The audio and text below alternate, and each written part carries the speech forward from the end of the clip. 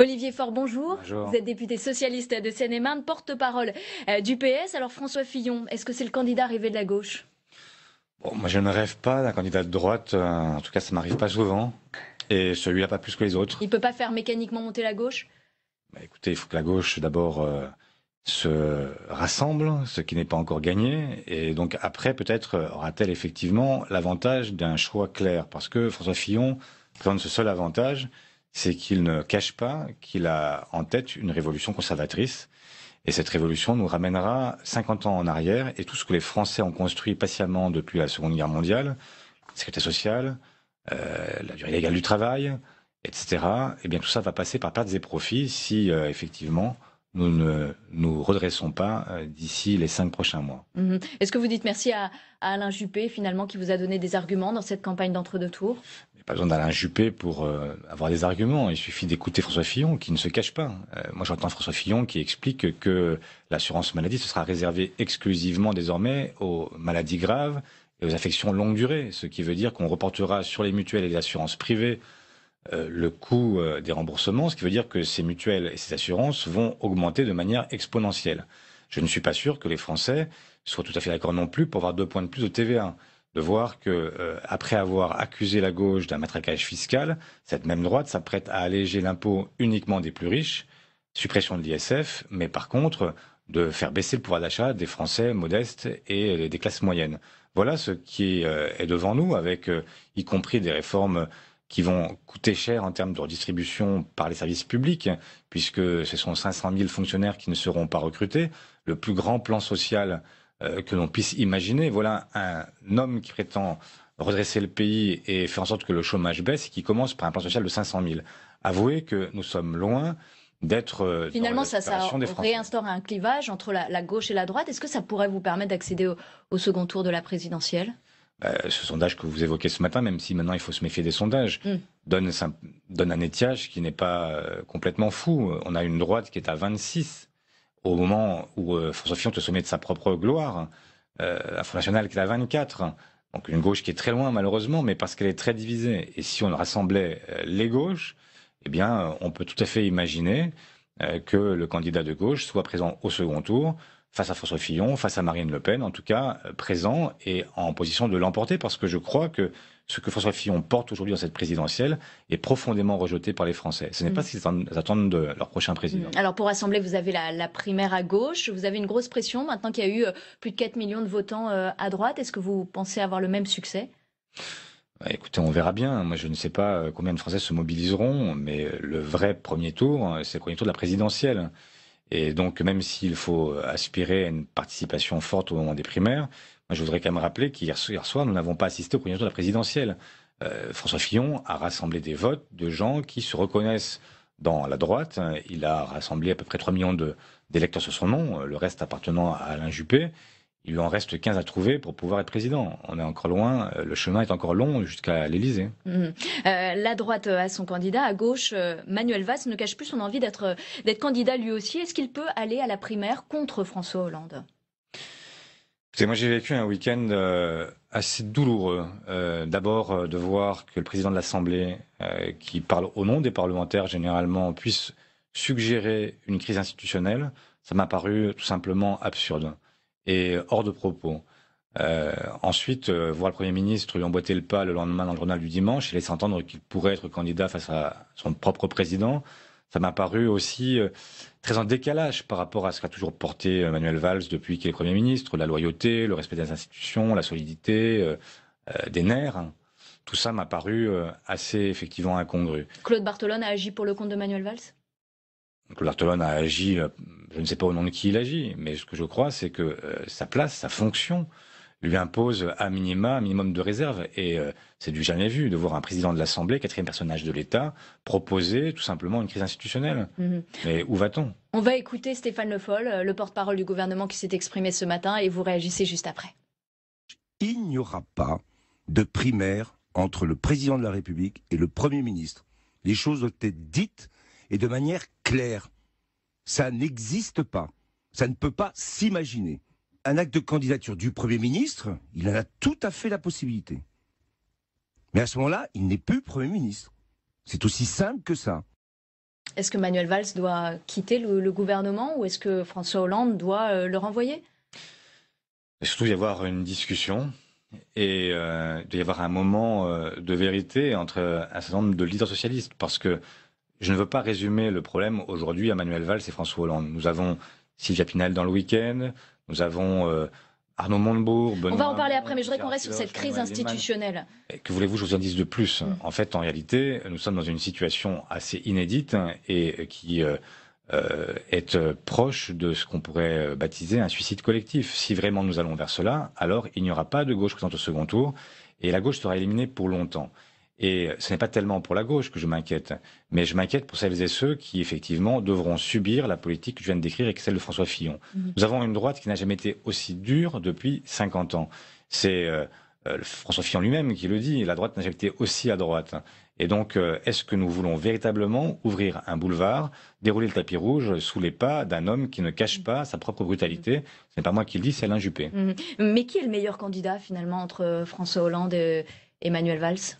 Pour l'instant, si vous observez les sondages, celui dont vous avez évoqué tout à l'heure les résultats, l'un et l'autre sont au même niveau pour le premier tour de la présidentielle. À 9%. À 9%. Cinquième position derrière Emmanuel Macron et Jean-Luc Mélenchon. Ce qui nous place dans une situation de handicap certain. Maintenant, ce qui est sûr, c'est que si l'un et l'autre se divisent, nous n'avons aucune chance de faire quoi que ce soit. Moi, ce que j'espère de cette campagne, c'est qu'elle sera à l'occasion, effectivement, quand nous serons projet contre projet, ce qui est maintenant possible avec François Fillon, c'est de à la fois réévaluer le bilan et de montrer qu'il existe deux voies possibles. Il y a une voie qui est la voie ultralibérale, ultra-conservatrice, qui est celle défendue par le nouveau candidat, le nouveau champion de la droite.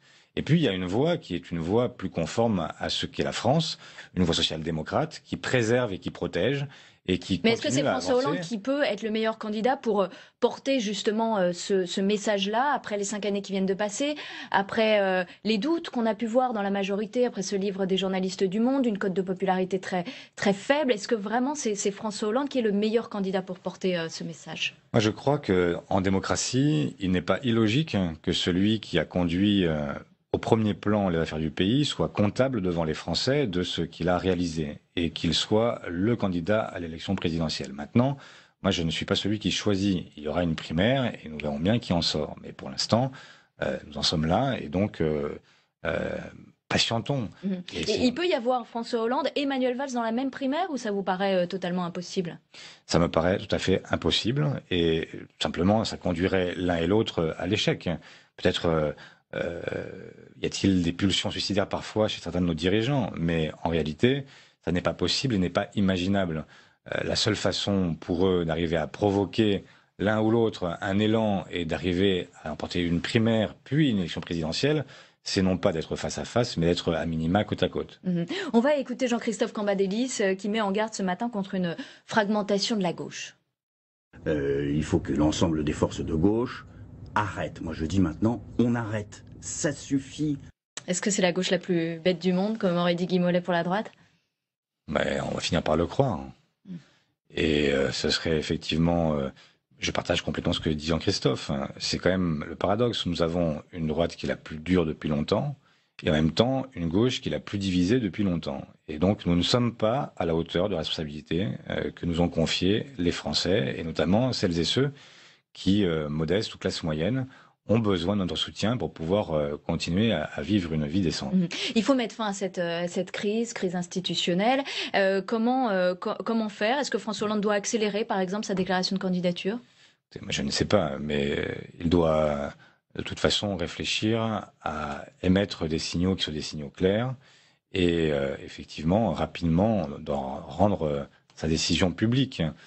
Même si... Cette semaine, la semaine prochaine? Je n'en sais rien, mais moi ce que je sais, c'est que la montée en puissance ce week-end des pressions n'aide pas à ce que le président se déclare vite, dans la mesure où il aura évidemment la tentation de ne pas céder à la pression qui s'exerce sur lui. Donc on est dans un jeu dangereux, dans un jeu irresponsable, et donc effectivement, après Jean-Christophe Cambadélis, j'appelle chacun à arrêter ces petits jeux, ces jeux d'ego qui ne mènent nulle part et qui nous mènent à la déroute. Dans l'entourage du président, on dit que finalement, François Hollande ne s'est jamais engagé fermement, publiquement sur la primaire. Est-ce que vous pensez qu'il pourrait être candidat hors primaire de la gauche?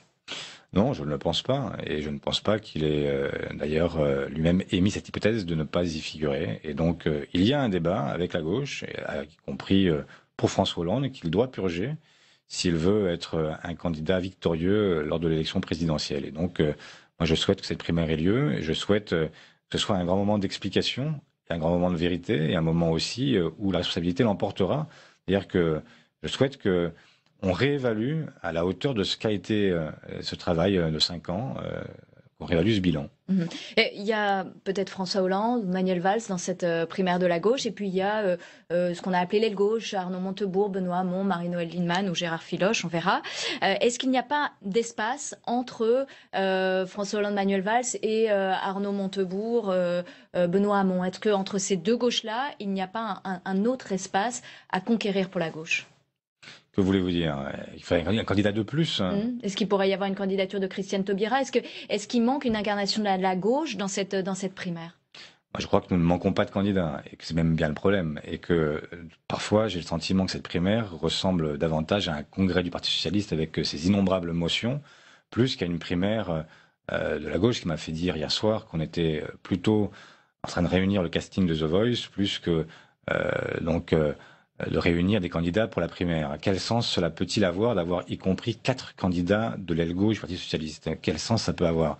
Quels sont ceux qui en réalité peuvent effectivement avoir cette incarnation, présenter cette crédibilité qui permet d'être ensuite candidat face à un autre candidat, celui de la droite et celle de l'extrême droite, qui ont déjà endossé, en tout cas pour François Fillon, le costume de candidat et qui sont dans une situation où ils sont difficilement prenables. Il y a quand même une vraie difficulté. Nous ne partons pas avec le dossard du favori. Nous sommes les challengers dans cette compétition. Et donc, cela suppose d'avoir quand même une fermeté d'âme et puis une expérience, une capacité à aussi à rassurer les Français sur ce que peut être l'exercice du pouvoir qui ne peut pas être partagé par toutes et tous. Vous dites que la gauche n'a jamais été aussi divisée. On a vu ce week-end que Sylvia Pinel, présidente du PRG, donc radicaux de gauche, vos alliés depuis le début de ce quinquennat, partait seule à la course à la présidentielle. Est-ce que vous espérez pouvoir rallier le PRG? Est-ce que vous avez des discussions avec eux afin que Sylvia Pinel